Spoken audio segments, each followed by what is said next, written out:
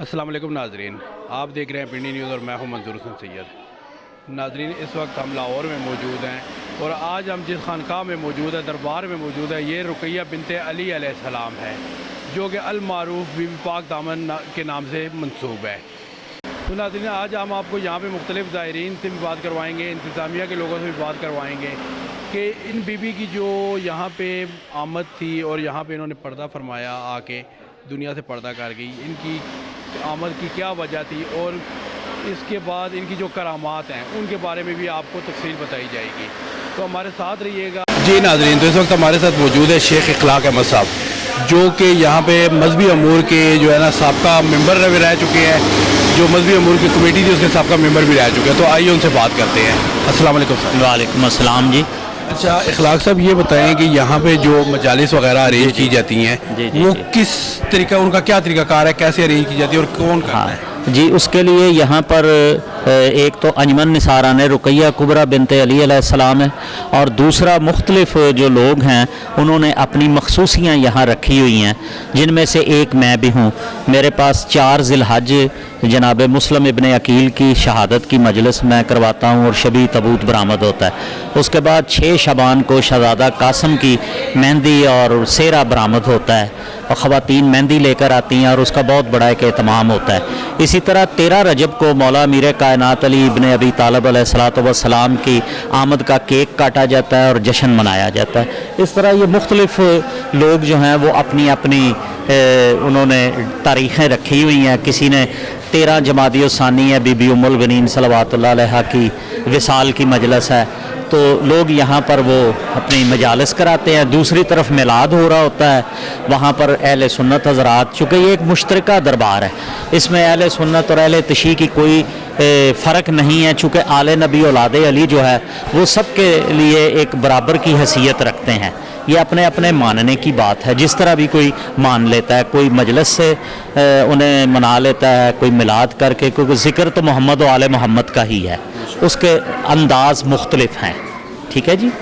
तो अच्छा, दूसरा ये बताएं इखलाक साहब कि बीबी जब यहाँ तशरीफ़ लाई थी जी जी जी, तो उस वक्त क्या हालात थे और क्या ऐसा वजह बनी थी कि वो अरब से यहाँ पे तशरीफ़ लाई थी? देखें, इसमें मुख्तलिफ रवायात पाई जाती हैं और चूँकि जब वाक़या करबला हुआ उसके बाद जो है इनकी वापसी हुई, मदीना वापस ये आए, सारा कुछ हुआ और वहाँ पर फिर ये मौला सज्जाद ने हुक्म दिया, चूँकि जो सादात का ख़ानदान था उनके साथ बहुत ज़्यादती हो रही थी, तो जहाँ जहाँ किसी को जगह मिले वो वहाँ चले जाए।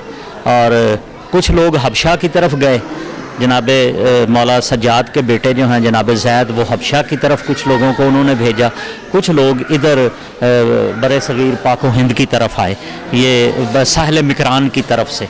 उनमें से एक ये बीबी भी हैं जो यहाँ पर तशरीफ़ लाईं। और एक तहकीकात चिश्तिया किताब है, उसके अंदर भी ज़िक्र है और कुछ लोगों को इस बारे में अगर कोई इख्तलाफ राय भी करता है तो इसमें तो कोई शक नहीं कि ये सैयद ज़ाती है, आले नबी औलादे अली है। ठीक है, हम लोग निस्बतों के कायल हैं, हमारा तो ये अकीदा और ईमान है कि जो चीज़ उनसे मंसूब हो जाए वही होती है। ठीक है जी, बहुत शुक्रिया, बड़ी मेहरबानी, बहुत शुक्रिया जी। जी नाजरीन, इस वक्त हमारे साथ मौजूद है वक़ारुल हसनैन नकवी साहब, जो कि कन्वीनर शहर शिया शहरान पाकिस्तान है। तो आइए उनसे बात करते हैं। अस्सलाम वालेकुम। वालेकुम अस्सलाम वरहमतुल्लाहि वबरकातुहू। अच्छा नकवी साहब, ये बताएं, जो इस वक्त हम बीबी पाक दामन के दरबार में मौजूद हैं, तो इस दरबार की कुछ मखसूस और शार्ट अल्फाज में मुख्तसरन जो है ना हिस्ट्री बताएं कि ये कब और कैसे यहाँ पे तशरीफ़ लाई? 95 हिजरी में ये यहाँ आई। मुस्लिम बिन अकील की ज़ौजा है, जिन्हें सफ़ीर हुसैनी के नाम से करबला के हवाले से जाना जाता है। हज़रत रुकैया बिनते अली फातिमा ज़हरा से नहीं है, ये दूसरी बीबी से, बीबी उम्मुल बनीन से हैं। इनको मांग कर फातिमा ज़हरा ने दिया था। जब मदीना मुनव्वरा ताराज हुआ, مسجد نبی میں گھوڑے باندھے گئے, غلاف کعبہ جلایا گیا. اس وقت امام زین العابدین نے یہ پورا قافلہ 95 مختار کے سپرد کیا تھا.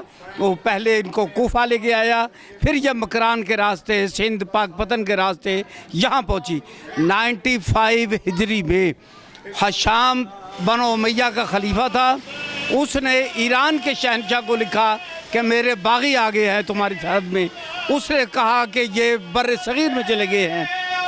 قصور دارالخلافہ تھا ہندو حکومت کا, اس نے راجہ کا ذمہ لگایا. اس نے 4 بیٹوں کو نکالا, وہ یہاں آئے. یہ ٹبہ تھا اونچا, جہاں پہ بیٹھ کر بی بی پاک دامنم نے ڈیرہ لگایا. جب راجہ کے 4 بیٹے یہاں پہنچے, جنہیں چاولی مشائخ کے حوالے سے بھی جانا جاتا ہے, بورے اعلیٰ وہاڑی میں ان کے مزار مبارک ہیں. 2 بچوں کے سر جدا بھائیوں نے کیے. اس بی بی کی کرامات کشف دیکھ کر 2 بچے جن کے سر جدا ہوئے وہ مان گئے کہ ان میں روحانیت ہے, یہ آل رسول ہے. 2 بیٹے سرکشی پہ انعام و اکرام کے لالچ میں رہے, ان 2 نے ان کے سر جدا کیے. ان کے مزار مبارک وہاں پہ ہے جہاں بابا فرید گنج شکر کے والدین دفن ہے, بورے وہاڑی میں.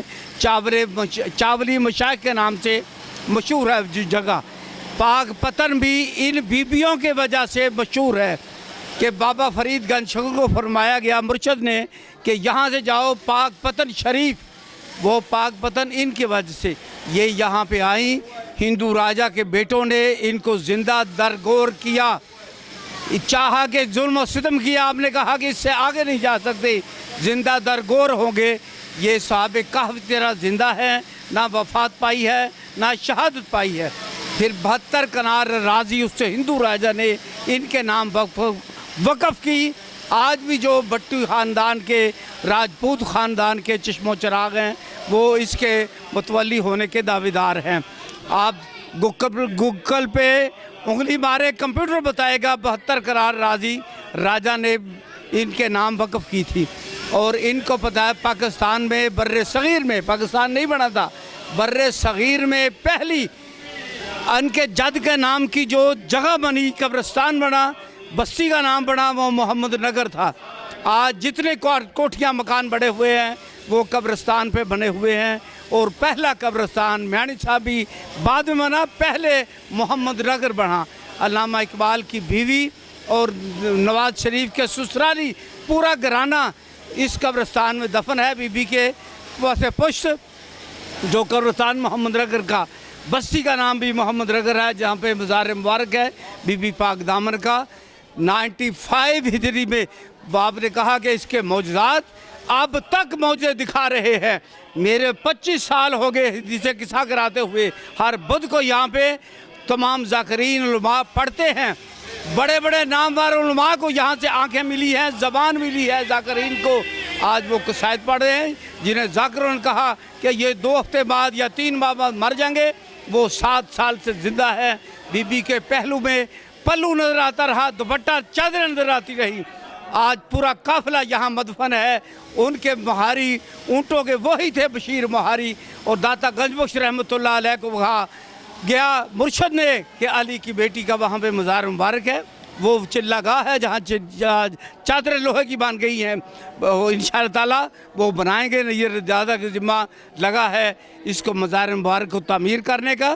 وہ داتا صاحب کی چلہ گاہ صدیوں سے آج 975واں عرس مبارک داتا گنج بخش رحمۃ اللہ علیہ کا بنایا گیا.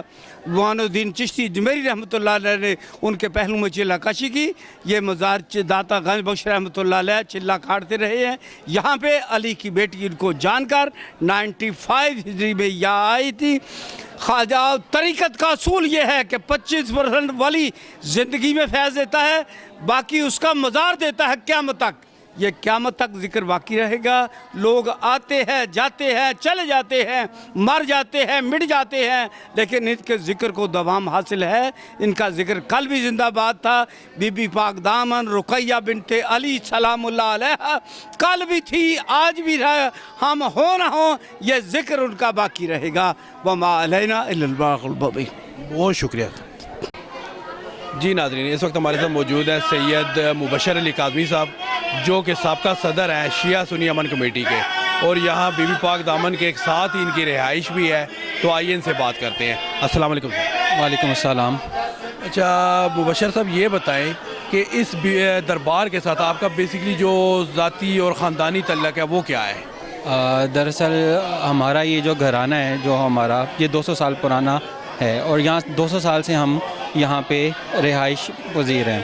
سب سے پہلے بابا سید سید مبارک علی شاہ کاظم المشہدی وہ ادھر آئے تھے، جہاں ان کو یہاں پہ ایک ڈیرا ان کا ایک بنا تھا۔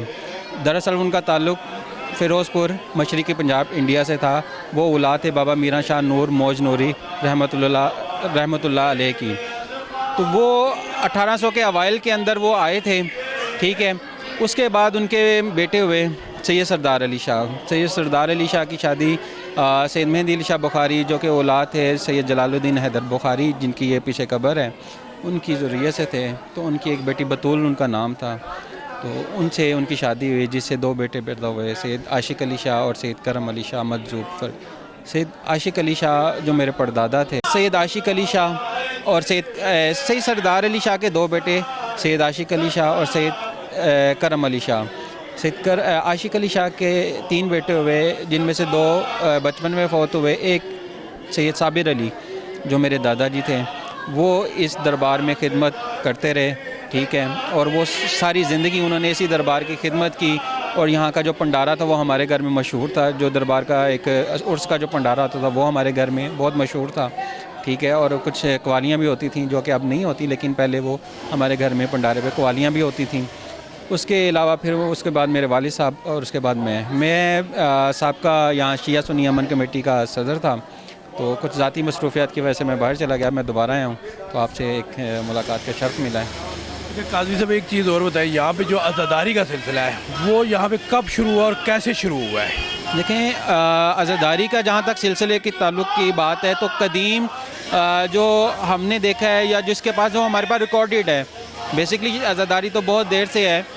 تو اس میں میرے پردادا جی بابا سید عاشق علی شاہ کاظمی، ٹھیک ہے، شاہ جی پیر، ان کی کچھ روایت ہمیں ملتی ہیں۔ ایک 1922 کے ہمارے پاس ایک مجلس کی تصویر ہے، جس میں علامہ حائری صاحب، یہ وسن پورے والے صاحب، وہ مجلس خطاب فرما رہے ہیں۔ وہ چیلم کی مجلس ہے، جو کہ آج بھی قدیم اس دربار کی جو سب سے قدیم مجلس ہے، وہ دربار چیلم بی بی پاک دامن ہے، ٹھیک ہے، جس کے اب متولی و لائسنس دار ہیں وہ بخاری خان وادہ ہیں، جو کہ موچی میں رہائش پذیر ہے، ٹھیک ہے۔ تو یہ بیسکلی ان کی تھی۔ اور اسی کا ذکر 1935 میں ایک کتاب شائع ہوئی تھی، یہ نامی صاحب نے، موچی کے ہیں، تو انہوں نے اس کے اندر انہوں نے ذکر کیا کہ یہ یہاں پہ کچھ شیعہ ہیں جو شرپسر عناصر ہیں، جو کہ یہاں پہ مجلس و ماتم کر کے اس دربار کو شیعہ بنانے کی کوشش کر رہے ہیں۔ تو اس ٹائم جون سی وہ مجلس تھی نا، وہ صرف ایک ہی تھی چیلم کی، وہ بی بی پاک دامن، جون سی ہمارے گھر سے شروع ہو کے پھر وہ اب ہمارے دوسرے بھائیوں کے تک وہ پہنچی ہے، جن میں بخاری خان وادہ قابل ذکر ہے۔ اس کے علاوہ اس کے بعد پھر دربار کے اندر کی جو مجالس کا سلسلہ ہے، اس میں انجمن نثاران رقیہ بنت علی الاسلام، جس کا آغاز سید عین شاہ خاتون تھی، انہوں نے کیا۔ ان کے ساتھ سید بابر رضا تھے، وہ بھی موجود ہیں، حیات ہیں، اللہ تعالیٰ ان کی زندگی وہ کیا۔ اس کے علاوہ اس کے اندر بہت سارے ان کے دیگر معاونین تھے، جنہوں نے دربار کے اندر جون سا مجالس کا آغاز کیا، اور ایک انجمن رجسٹرڈ کروائی 1968 کے اندر۔ اور اس انجمن کے تحت یہاں پہ پورا سال جون سی نا عزاداری ہوتی ہے، ہر روز کی ان کے پاس پرمیشنز موجود ہیں، اور انہی کے مطلب انڈر یہاں پہ جتنی بھی دربار کے احاطے کے اندر جتنی بھی مجالس ہو رہی ہیں وہ ان کے ہو رہی ہیں۔ اس کے علاوہ سیدہ شاہدہ بطول بخاری، وہ جو کہ میری والدہ ہیں اب وہ، اور اس کے علاوہ ڈی ایس پی ایک ہیں ہماری آنٹی، ٹھیک ہے، اور اس کے علاوہ ایک 2 اور خواتین ہیں جو ان کے ساتھ مل کے آپ عورتوں کی مجالس کو مینیج کرتی ہیں، اور انجمن نثاران رقیہ بنت علی الاسلام جو ان سے مردانہ مجالس کی تمام محافل کو یہاں پہ اس ٹائم مینیج کر رہے ہیں۔ ان کے پاس ہی ساری پرمیشنز ہیں اور وہ اس کو آگے لے کے چل رہے ہیں۔ اللہ تعالیٰ ان کی توفیقات میں اضافہ فرمائے۔ بہت شکریہ۔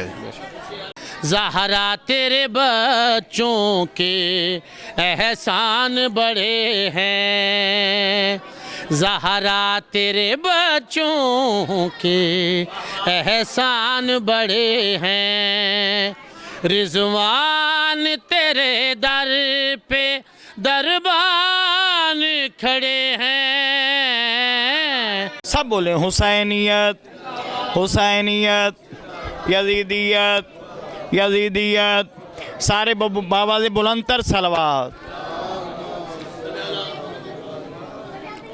नबियों को जहाँ से इसलिए प्यारा हुसैन है, नबियों को जहाँ से इसलिए प्यारा हुसैन है, कौनैन में खुदा का सहारा हुसैन है। जी नाज़रीन, तो आपने आज का प्रोग्राम देखा, आपको कैसा लगा? अपनी कीमती राय से ज़रूर आगाह कीजिएगा। इसके साथ ही हमें इजाज़त दीजिए।